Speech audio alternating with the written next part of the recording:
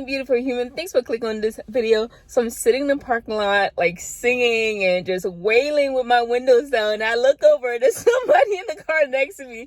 But anyways, it's Saturday. Welcome to the struggle. If you're new here, welcome. My name is Rose. You're watching my fitness struggle journey. I'm over here trying to lose some weight or whatever. Today's Saturday, conditioning day. I am about to get into the gym. I came at the very last minute, but I've been up for the past 5 hours getting stuff done. I'm just so hyped and excited. I'm also very hungry, but I'm about to go and get this workout in. Let's go. Of course, I have my homework on hand. I just want to show you guys what it looks like. You just, record your reflection and everything that you ate for that day. And it is the first thing that Jay asked for right when I walk in.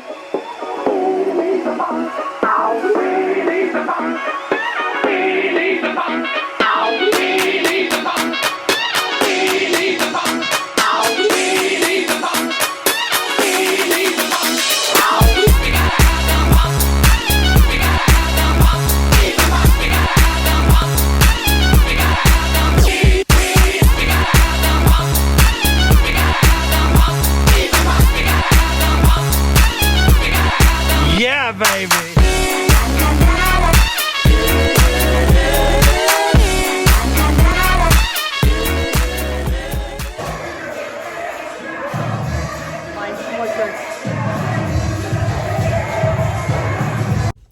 So another conditioning day in the books. I'm exhausted. I'm spent. It was a great workout per usual. I'm not starving today. Shout out to my partner, first of all, Christina. Really pushed me on that. I was not about to do all those push-ups regular, but she pushed me and made it happen. So thanks, girl. I am having a protein shake, just some almond milk and protein powder, as well as some almonds and half of one of those Asian pears. I came prepared this morning because I don't know what happened last Saturday, but I was hungry. So I'm going to have that and I'm going to head home. I'm going to shower and sit for a good 30 minutes before I do anything else. I deserve it. And then we'll see how the rest of the day goes. You're going to see what I eat today. I don't know what I'm eating today yet, but I do know I need to get some groceries so I can do some meal prepping. So I will see you later.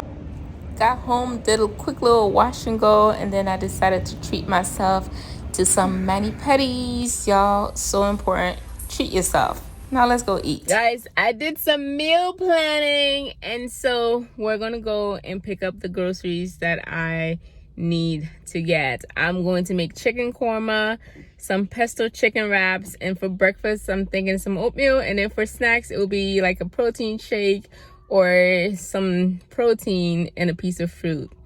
I figure if I keep it simple I can't go wrong. So let's go to BJ's and pick up proteins, buddy. Comment below if you own this. I really want to get one.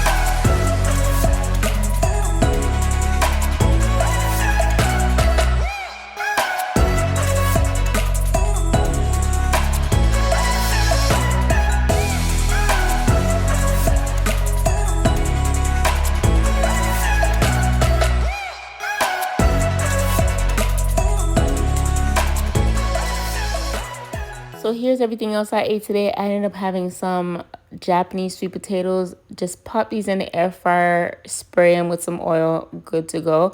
Had it with some leftover salmon and Brussels sprouts from earlier this week. And all of those was just cooked in the air fryer. Then I had my, what I'm going to call my sad turkey burger. Just loads of onions, pickles, and mustard on some Brooklyn bread. And my side salad with my balsamic vinaigrette from Panera Bread. And oh my gosh, y'all, I am addicted to popcorn. I'm gonna have to hide the popcorn maker from myself. So good.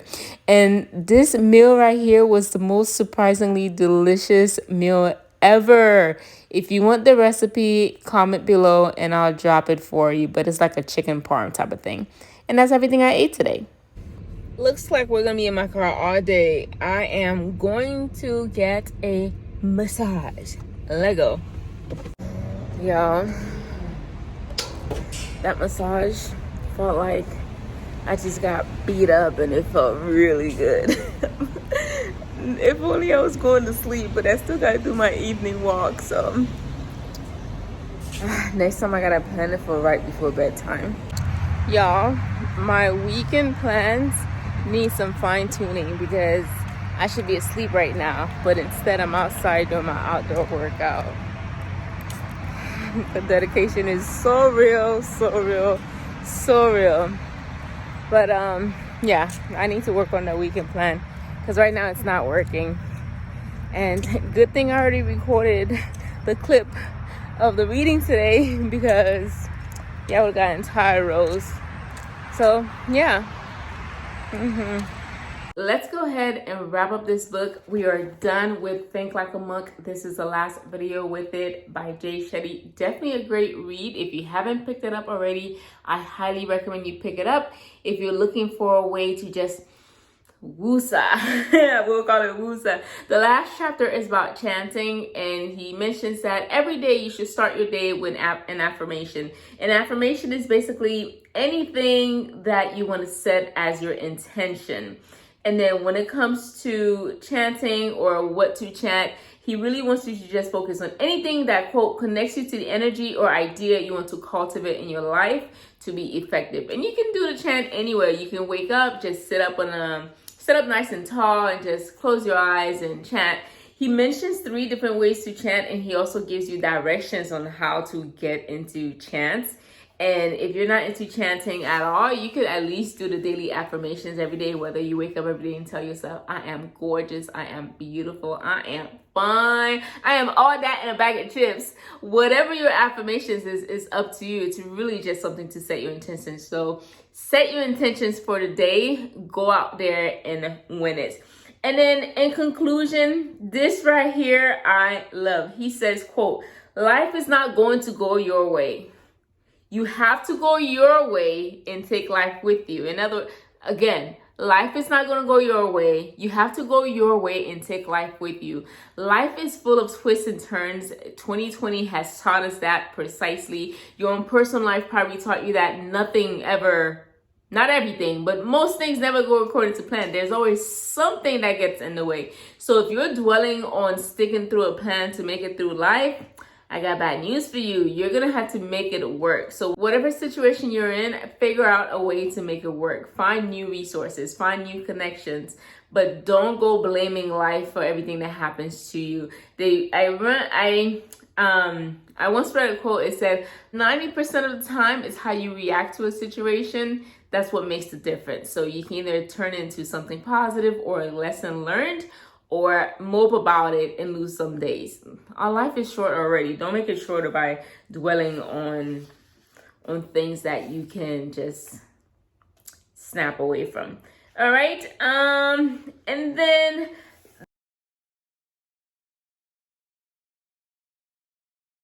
the last thing I wanted to mention, he mentions this in the beginning of the book too. In fact, he opened with death and he closes with death. And it's just like, that's not something I want to think about. But he's right. Death is inevitable. That's the one thing we all have in common. There's going to be a time that comes and we're no longer going to be here. How it happens, when it happens, we don't know. But we know it's going to happen. So what he asks us for to do is to reflect on that moment. When you die, what do you want people to remember about you? How do you want to be remembered? What do you want to be said at your funeral? And then what do you want to have accomplished by that time? So he wants us to go to that time, go to your future self and ask a few questions. And the questions he says, you can ask yourself is, what do I wish I'd done? What experiences do I wish I've had? What do I regret not giving more attention to? What skills do I wish I worked on? What do I wish I detached from? Those questions, however you want to answer them on your deathbed, is what you should be working on right now. So when you get there, you should not be full of regrets. You should not have any what ifs. This is God willing, of course, that we have the ability to think about us dying. What I mean is, you're aware. It gets complicated. I think you understand what I mean. If you know you're passing, if you're on your deathbed and you are staring death in the face, you don't want to have any regrets. We'll put it that way. And yeah, so there's 2 different ways that he has us do these death meditations. And honestly, when I was younger, I used to think if I think about death, I die. And if I go to sleep, I die. Clearly, that's not how it happens. There's different ways it happens. And it's just so hard to think of, honestly. And I don't know if I want to end on that note. So let's end on this note. Remember, whatever is happening, stop and assess the situation. What was the other part? Spot the situation, right? What is happening? Observe what's happening. Stop it if you can. Figure out a way to, steer the ship, and then swap it with something better that's gonna lead to anything that's better, honestly. So yeah, that was today's reading, y'all. I hope you've had a fantastic day. I hope you've made great choices today. And if not, you can still start. I will see you on the next one. Later. Why do I do this? Who am I doing this to? I don't know, y'all.